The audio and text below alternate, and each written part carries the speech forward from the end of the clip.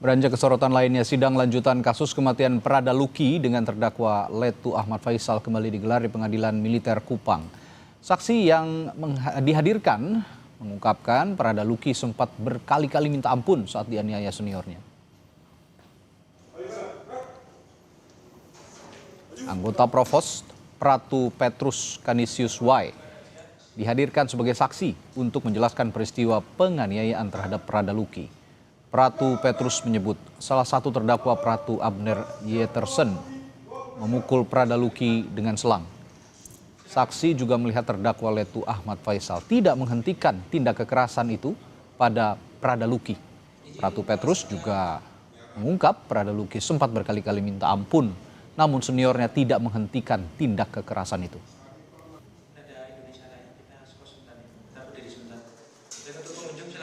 Abner tadi mencambuk pakai selang. Siap. Ada terdakwa. Melarang nggak terdakwa? Siap, izin tidak? Tidak, diam saja. Siap.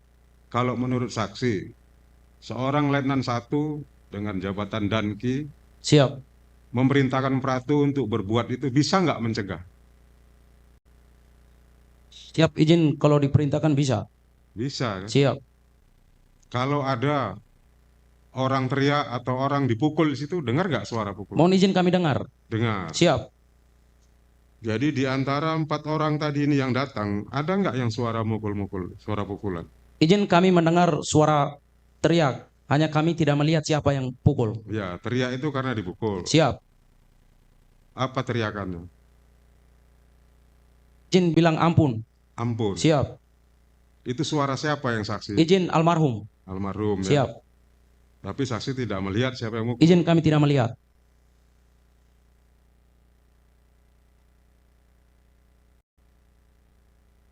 Seberapa sering itu suara pukulannya? Siap, izin yang kami dengar hanya sebentar saja suaranya bilang ampun. Gimana? Izin yang kami dengar dia teriak ampunnya hanya beberapa kali saja. Tuh ya. Siap. Enggak, pukulannya ini tadi loh. Banyakkah atau hanya 2-3 kali yang saksi dengar suara? Mohon izin yang kami dengar banyak. Banyak ya? Siap. Terdakwa kasus kematian Prada Luki Letu Ahmad Faisal menyangkal keterangan saksi dalam sidang pembuktian di Pengadilan Militer Kupang hari ini. Terdakwa menyebut ada 3 ketidaksesuaian pada keterangan saksi.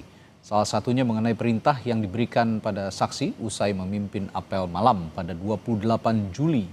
Saksi yang merupakan anggota Provos mengaku hanya diminta mengantar korban ke ruang staf Intel.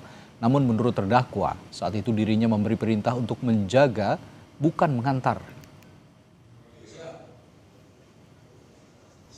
Kami itu memerintahkan untuk para provos itu bukan hanya untuk mengantar, tetapi melainkan untuk menjaga almarhum di ruangan staf Intel. Maksudnya yang gimana? Itu keterangan terdakwa sendiri, karena saksi nggak ada bilang gitu tadi. Siap tadi menyampaikan hanya mengantar. Dan pada saat itu juga Basi Intel itu memerintahkan untuk kembali. Kan pada saat itu yang juga, mengantarnya dibenarkan. Yang mengantarnya kami dibenarkan. menyampaikan itu menjaga, bukan mengantar. Kalau Menjaga. mengantar itu kan posisinya provos itu kembali, tapi kami menyampaikan untuk menjaga. Oke, terdakwa. Tadi ulangi, saksi. Tadi terdakwa menyangkal bahwa perintahnya itu bukan hanya sekedar mengantar, tapi juga menjaga. Atas sangkalan terdakwa, saksi tetap ada keterangannya atau membenarkan? Mohon izin tetap pada Tetap ada keterangan. keterangannya. Siap. Saudara, Ibu Prada Luki Namo tak kuat mendengar keterangan saksi dalam sidang lanjutan kasus kematian Prada Luki di Pengadilan Militer Kupang. Sang ibu keluar dari ruang sidang sambil menangis.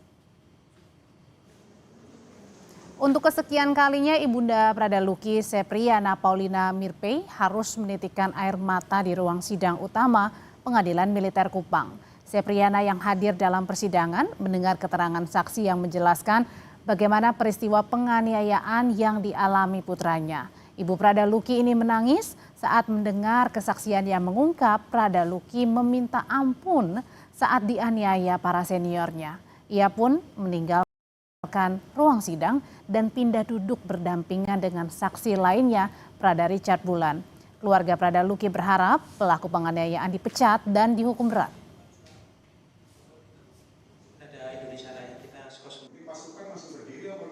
Saksi yang dihadirkan dari hari pertama sampai sekarang, saya lihat cukup jujur mereka berbicara. Semoga saksi berikutnya mereka melakukan hal yang sama. Itu yang kami harapkan. Kami berharap hukuman itu hukuman yang seberat-beratnya. Karena ini bukan penganiayaan, tapi pembunuhan berencana. Dan pasalnya harus sesuai dengan motif yang mereka lakukan, yaitu pembunuhan berencana. Dan kami, keluarga terutama saya mama kandung, tuntutannya hanya 2, pecat dan hukuman mati buat pelaku. Humas Pengadilan Militer 315 Kupang, Kapten Damai Krisdianto menyebut auditor militer menambah 2 saksi untuk sidang pembuktian atas nama terdakwa Letu Ahmad Faisal. 2 saksi tambahan tersebut adalah dokter Rumah Sakit Airamo, Kandida Bibiana Uga, serta GD Rastu Adi Maharta. Keduanya akan dihadirkan secara daring di sidang lanjutan pada Senin pekan depan. Sementara untuk sidang besok tetap digelar dengan agenda pemeriksaan saksi.